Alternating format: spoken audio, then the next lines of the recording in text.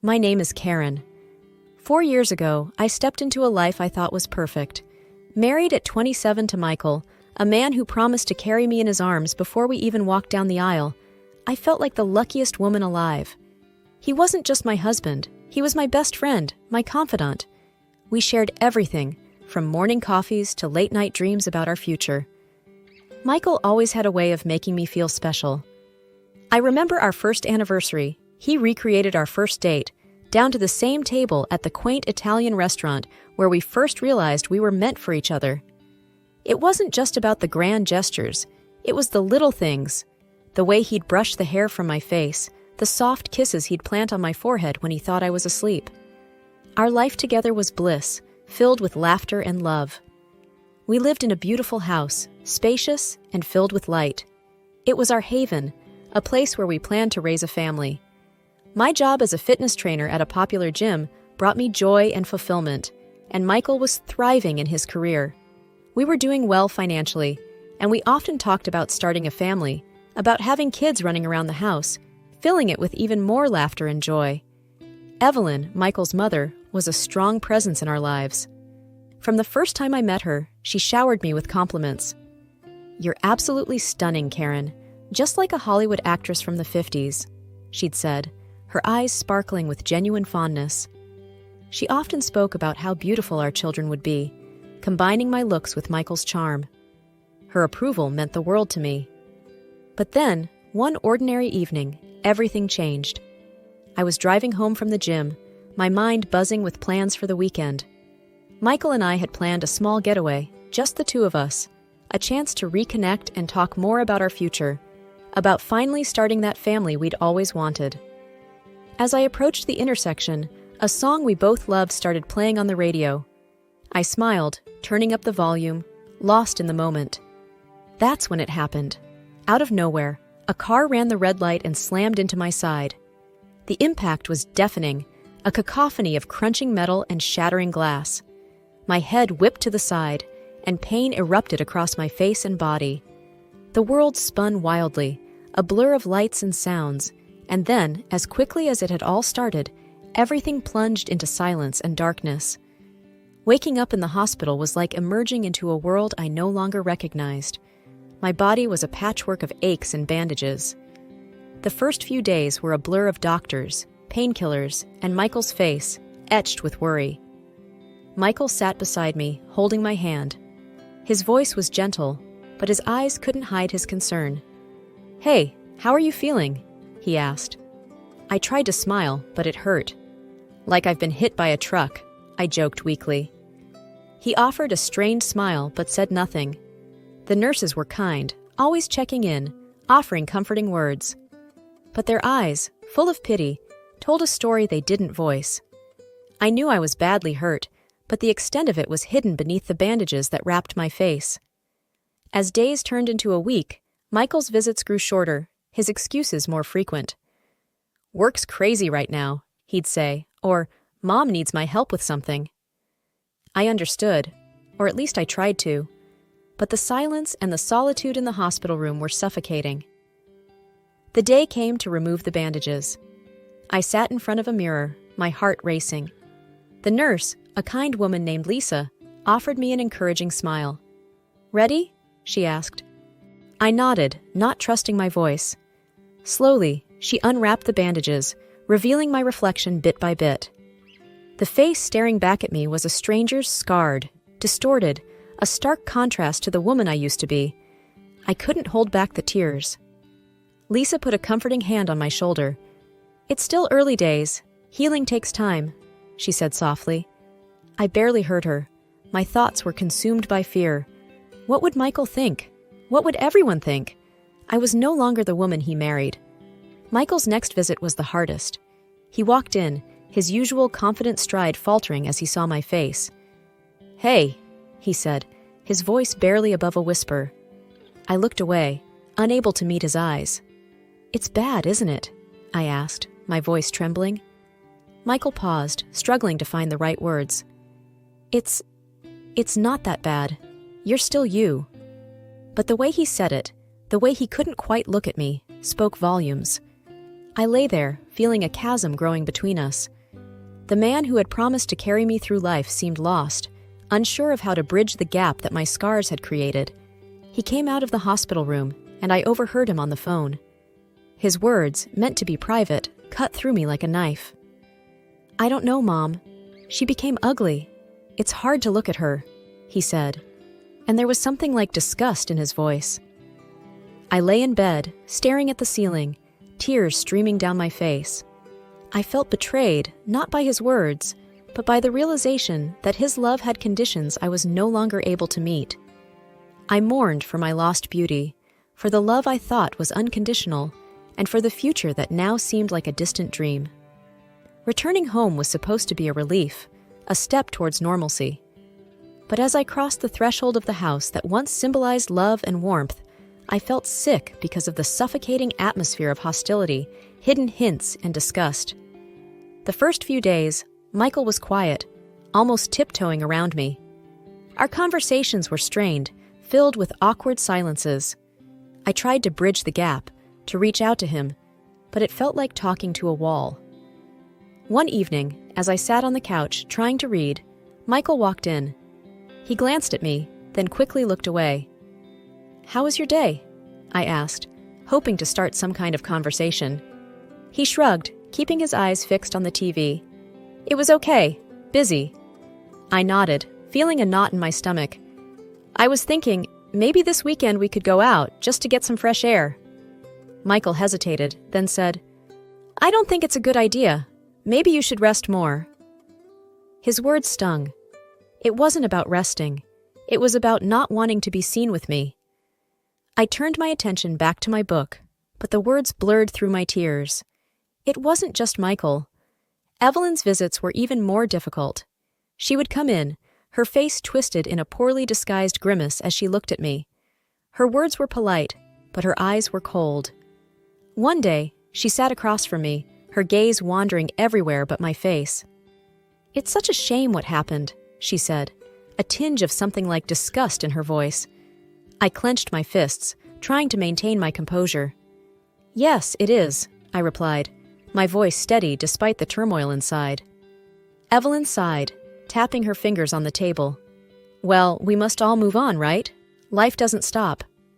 Her words, meant to be comforting, felt more like an attempt to avoid a difficult conversation. I nodded, not trusting myself to speak. Then came the night that broke me. I woke up to the sound of Michael's voice. He was on the phone, his words slurred. Curiosity got the better of me, and I crept closer to the door. "I can't do this anymore, Mom. She's a different person, a monster. I don't even recognize her," he slurred, his voice heavy with drink. I stood there, frozen, as his words echoed in my head. I was the same person, wasn't I? But to him, I was a stranger, a monster, someone he no longer loved or desired. I returned to bed, but sleep eluded me. The darkness of the room felt suffocating, a physical embodiment of the loneliness that had enveloped my life. Lying there, I realized that the home I once cherished no longer existed. It was just a house now, a place where I lived but no longer belonged. The changes in our home were like a slow, creeping fog, gradually obscuring the warmth and love that once filled it. Michael began coming home late, the smell of alcohol clinging to him like a second skin. His eyes, once so full of affection, now often glinted with irritation and something darker. One night, he staggered in, his steps unsteady. I sat up, concerned. "Michael, you're home late. Is everything okay?" He sneered, his words slurred. "Oh, now you care? You spend all day hiding in this house, and now you pretend to care about me?" I flinched, stung by his words. "Michael, you're drunk. Let's talk about this in the morning." He laughed bitterly, a sound that sent shivers down my spine. "What's there to talk about? Look at you. Look at us." I retreated to our room, tears stinging my eyes. The next day, I called Evelyn, hoping for some understanding, some support. "He's drinking a lot, coming home late, and he's mean," I told her, my voice breaking. Evelyn's response was curt, dismissive. "It's normal, dear. Men do these things. He's just stressed, that's all." Her words were like a cold splash of water. I realized then that I was alone in this, that my pain and my struggles were mine to bear. The worst night came without warning. I woke up to bright flashes of light. Blinking away sleep, I saw Michael standing over me with his phone, taking pictures. His face was twisted in a drunken smirk. "What are you doing?" I asked, confusion and fear mingling in my voice. He laughed, a cruel, harsh sound. "I'm sending your photos to Hollywood. Maybe you can star in horror films now, no makeup needed." His words cut through me like a knife. I lay there, frozen, as he continued to snap pictures, each click of the camera shutter a punctuation mark to my humiliation. After he left, I turned my face into the pillow, my body racked with sobs. The tears came in torrents, for the man I had lost, for the love that had turned to cruelty, and for the life that seemed to be slipping through my fingers. Humiliated by Michael's cruel remarks and feeling increasingly alienated, I started wearing a mask at home. It was a plain, white mask, hiding the scars that had become the focus of my existence. It was a small shield against the pain, a barrier between me and the world that had turned so cold. As I adjusted the mask one morning, looking at the blank face staring back at me in the mirror, my phone rang, cutting through the silence of the room. An unknown number flashed on the screen, and with a hesitant hand, I answered. "Hello, is this Mrs. Johnson?" The voice was unfamiliar, cautious yet sincere. "Yes, it's me. Who's this?" I replied, curiosity piqued. "My name is John. I was the father of the young man in your accident," he said, his voice laced with regret. A mix of emotions washed over me. "Oh, I see," I managed to say, my voice barely above a whisper. John paused before continuing. "I can't express how sorry I am for what happened. My son was troubled, and what he did, it was unforgivable. I want to do something to help, to make amends." His words, unexpected and heavy with sorrow, left me momentarily speechless. "How can you help?" I asked, skepticism mingling with a faint spark of hope. "I'd like to meet and discuss it in person. Would that be okay?" John's request was earnest, almost pleading. After a moment of hesitation, I agreed to meet him. Sitting across from John in a cafe, his eyes filled with remorse, I listened as he spoke. "Karen, I want to offer financial support for any surgeries or treatments that might help you," he said, his voice steady but filled with emotion. The offer was both overwhelming and tempting. I need to think about it," I replied, my mind racing with possibilities. I kept the meeting and the offer a secret from Michael and Evelyn. Their reactions, I feared, would only add to my confusion and pain. After days of internal debate, I decided to accept John's offer. I arranged consultations with plastic surgeons, discussing what could be done to help heal my scars. To Michael, I mentioned only that I was going for routine medical treatments. He didn't ask for details, and I didn't volunteer any, his indifference a stark contrast to the storm of emotions raging inside me. On the day of the surgery, as I lay on the operating table, the mask was removed, and for a moment I faced my scars unflinchingly. Closing my eyes, I allowed myself to dream, to hope for a future where the woman in the mirror would be someone I recognized, someone whole. Weeks turned into months since the surgery, and with each passing day, my face healed, slowly returning to what it once was. But I kept this transformation hidden under my mask, a secret held close to my chest.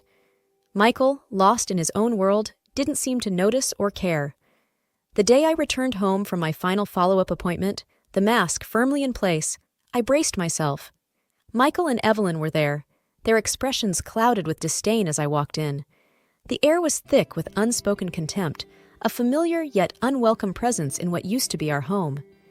Michael's eyes met mine briefly before he looked away, his lips curling into a sneer. "Look at you, hiding behind that mask. Can't even face the world," he muttered. I remained silent, the mask my armor against his words. Without warning, he thrust a stack of papers towards me. They fluttered to the ground, divorce papers, a stark symbol of our failed marriage. "I'm done with this farce," he spat out. "Sign these and let's end it." I felt a cold calm settle over me.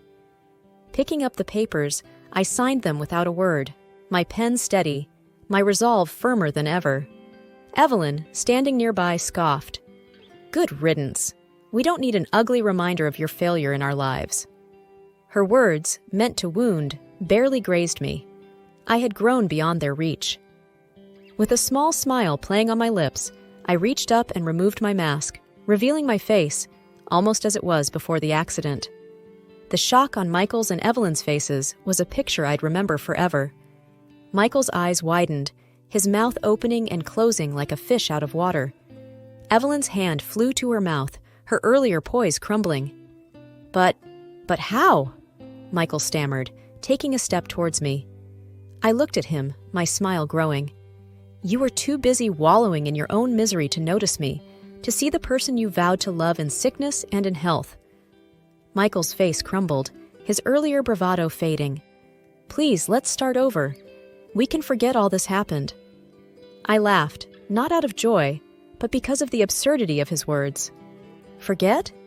No, Michael. I won't forget how you treated me, how you made me feel.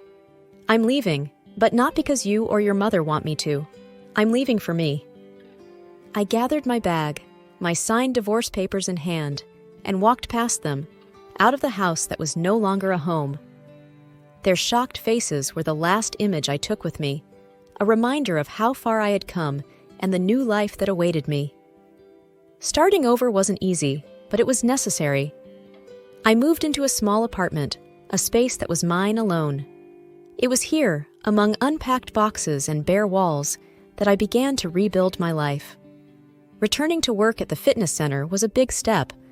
The familiar smell of the gym, the sound of weights clinking. It was comforting. My colleagues welcomed me back with open arms, their smiles genuine and warm. Hey, Karen, you're back. We missed you around here, said Lisa, one of the trainers. I smiled, feeling a sense of belonging. It's good to be back. I've missed this place. As I resumed training sessions, I felt a renewed sense of purpose.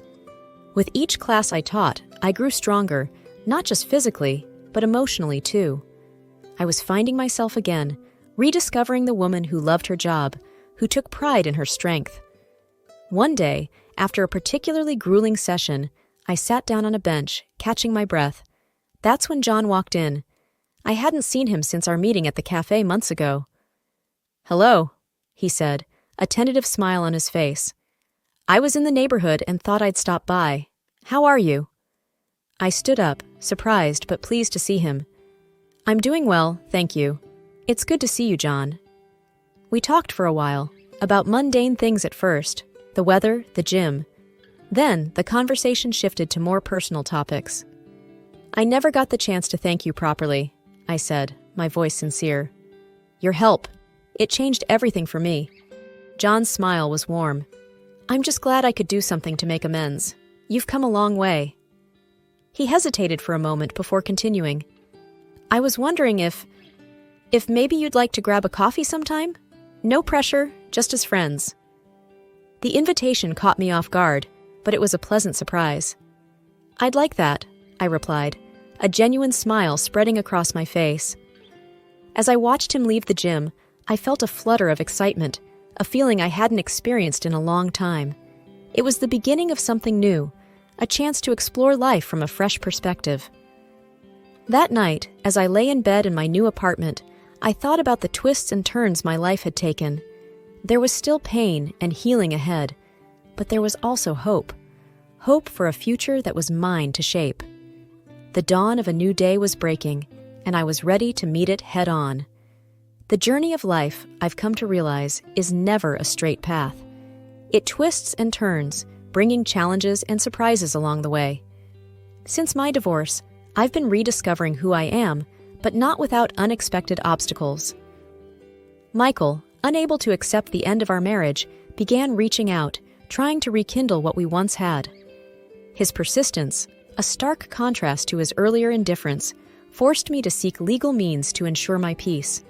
It was a difficult decision, but necessary for my well-being. The day I stood in court, asking for a restraining order, I felt a mix of sadness and determination. Sadness for what our relationship had become, and determination to protect my newfound independence. Meanwhile, my relationship with John was blossoming into something beautiful and profound. He was a constant source of support and understanding. On one of our dates, as we walked along a riverbank under the stars, he turned to me and said something that stayed with me. "You know, you were always beautiful, even with your scars. It's just that not everyone can look past the surface. Not everyone can see into the soul." I looked at him, touched by his words. "Thank you, John. That means more to me than you can imagine." He smiled, his eyes reflecting the starlight. "It's the truth, and I'm grateful for every part of you." That night, as I lay in bed, reflecting on everything that had happened, I felt a deep sense of contentment. My journey had been fraught with pain and heartache, but it had also led me to a place of self-acceptance and love. I realized then that the most profound form of love isn't about how we look or what we have. It's about being loved for our soul, for the essence of who we are. John saw me for me, scars and all, and cherished what he saw. Life had come full circle, but in a way I hadn't anticipated. I had lost a life I thought was perfect, only to find a deeper, more meaningful existence. I had learned to love myself and found someone who loved me for the person I had become. As I drifted off to sleep, I felt a sense of gratitude. Gratitude for the lessons learned, for the strength gained, and for the love that had found its way into my life. I had emerged from the shadows of my past, stepping into a future bright with promise and hope.